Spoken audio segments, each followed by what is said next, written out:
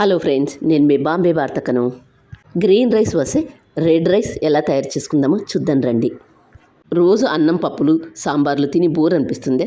స్పెషల్గా ఏదైనా చేసుకోవాలనుకుంటే ఇలా సింపుల్గా చేసుకుని తినండి.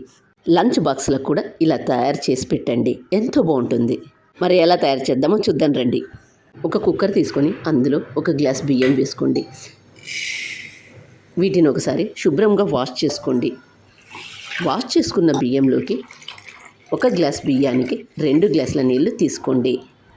1/2 టేబుల్ స్పూన్ ఆయిల్ వేసుకొని మూత మూసుకొని వెయిట్ పెట్టుకోండి. రైస్ ఐటమ్స్ చేసుకునేటప్పుడు అన్నం పొడి పొడిగా ఉంటే బాగుంటుంది. గ్యాస్ ఆన్ చేసుకొని కుక్కర్ పెట్టుకోండి. కుక్కర్కి 2 విజిల్స్ వచ్చిన తర్వాత గ్యాస్ ఆఫ్ చేసుకోండి. కుక్కర్కున్న ఆవిరంతా పోయిన తర్వాత మూత తీసి చూద్దాం. 1/2 టేబుల్ స్పూన్ ఆయిల్ వేసుకోవడం వల్ల అన్నం పొడి పొడిగా ఉంది. దీన్ని ఒక ప్లేట్లోకి తీసుకుందాం. ఇప్పుడు ఒక మిక్సీ జార్ తీసుకొని అందులో 1/2 కట్ట పుదీనా ఆకులు మాత్రమే వేసుకోండి. ఇందులో అల్లం 1 ఇంచ్ మెత్తగా మిక్సీ చేసుకోండి. మళ్ళీ గ్యాస్ ఆన్ చేసుకొని ఒక బాండీ పెట్టుకొని 4 టేబుల్ స్పూన్ల ఆయిల్ వేసుకొని ఆయిల్ వేడైన తర్వాత తాలింపు గింజలు వేసుకొని తాలింపు గింజల్లో మినపప్పు శనగపప్పు కొద్దిగా ఎక్కువగా వేసుకోండి. అన్నం తినేటప్పుడు పంట కింద తగులుతూ ఉంటే బాగుంటుంది. తాలింపు గింజలు చిట్టపట్లాడిన తర్వాత పొడుగుగా కట్ చేసుకున్న ఉల్లిగడ్డలు 1/2 కప్పు వేసుకొని వీటిని వేయించుకోండి. ఉల్లిగడ్డ వేగిన తర్వాత ఇందులో పొడుగుగా కట్ చేసుకున్న 2 పచ్చిమిర్చిని వేసుకొని ఉల్లిగడ్డ పచ్చిమిర్చి వేగిన తర్వాత ఇందులో కొద్దిగా కరివేపాకు ఇవన్నీ వేగిన తర్వాత ముందుగా మనం మిక్సీ చేసుకున్న దాన్ని ఇందులో వేసుకొని బాగా వేయించుకోండి. ఇందులో ఉండి పచ్చివాసన పోయేంత వరకు వేయించుకోండి. ఇదంతా ఇలా బాగా వేగిన తర్వాత ఇందులో 1 టేబుల్ స్పూన్ ఉప్పు లేదా మీ రుచికి తగినంత ఉప్పు వేసుకొని 1/2 టేబుల్ స్పూన్ పసుపు అంతా ఒకసారి బాగా కలుపుకొని ముందుగా మనం తయారు చేసుకున్న అన్నాన్ని ఇందులో వేసి కలుపుకోండి. అన్నం వేసిన తర్వాత మరొకసారి అంతా బాగా కలుపుకొని 2 నిమిషాల పాటు దీన్ని ఇలా బాగా వేయించుకోండి. ఎంతో సింపుల్గా తయారు చేసుకుని పుదీనా రైస్ రెడీ. లంచ్ బాక్సులకి ఇలా సింపుల్గా తయారు చేసి పెట్టండి. గ్యాస్ ఆఫ్ చేసే ముందు సన్నగా కట్ చేసుకున్న కొత్తిమీర వేసుకొని గ్యాస్ ఆఫ్ చేసుకోండి. గ్రీన్ రైస్ ఎలా అనిపించిందో కామెంట్ రూపంలో తెలియజేయండి. మరొక రెసిపీ వచ్చేసి రెడ్ రైస్ ఎలా తయారు చేసుకుందామో చూద్దాం రండి. గ్యాస్ ఆన్ చేసుకొని మసాలా తయారు చేసుకుందాం. పోపు గరిటె పెట్టుకొని ఇందులో 2 టేబుల్ స్పూన్ల పల్లీలు వేసుకొని గింజ లోపల వరకు వేగాలి అంటే మంట సిమ్లో పెట్టుకొని బాగా వేయించుకోండి. పల్లీలు మాడిపోకుండా వేయించుకోండి. మాడిపోతే రుచి అనేది ఉండదు.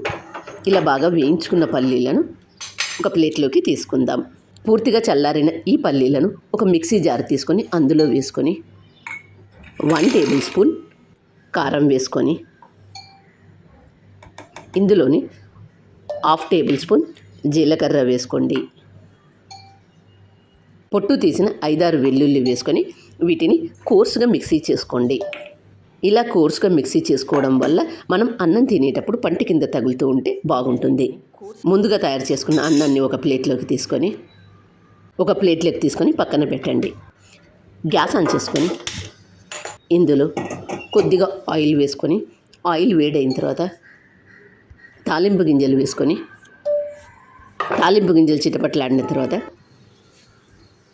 మీడియం సైజులో కట్ చేసుకున్న ఉల్లిగడ్డ ఒకటి వేసుకొని ఇవి కొద్దిగా వేగిన తర్వాత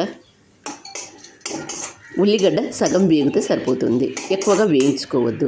ఉల్లిగడ్డ సగం వేగిన తర్వాత ఇందులో 1 కప్పు క్యాప్సికమ్ ముక్కలు కట్ చేసుకొని వేసుకోండి.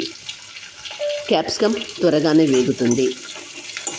క్యాప్సికమ్ను ఓవర్ కుక్ చేసుకోవద్దు, సగం వేగితే సరిపోతుంది.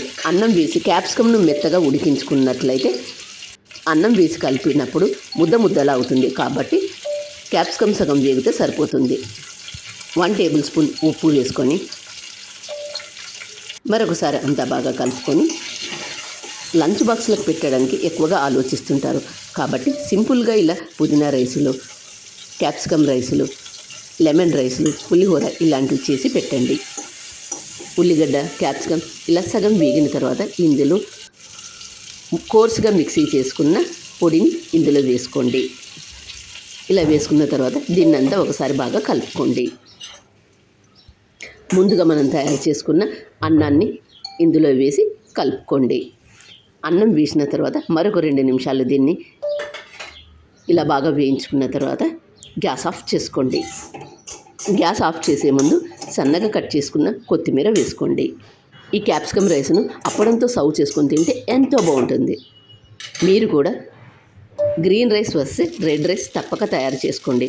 మరి మీకు ఎలా వచ్చిందో నాకు కామెంట్ చేసి చెప్పండి. నా ఛానల్ కొత్తగా చూసేవాళ్ళు సబ్స్క్రైబ్ చేసుకోండి. వీడియో నచ్చినట్లయితే ఒక లైక్ వేసుకోండి. మీ ఫ్రెండ్స్కు రిలేటివ్స్కి కూడా షేర్ చేయండి. మరొక కొత్త రెసిపీతో మీ ముందుకు వస్తాను. వీడియో నచ్చినట్లయితే ఒక లైక్ వేసుకోండి. మీరు ఇచ్చే ఆ లైకే మాకు ఎంతో ప్రోత్సాహాన్ని ఇస్తుంది.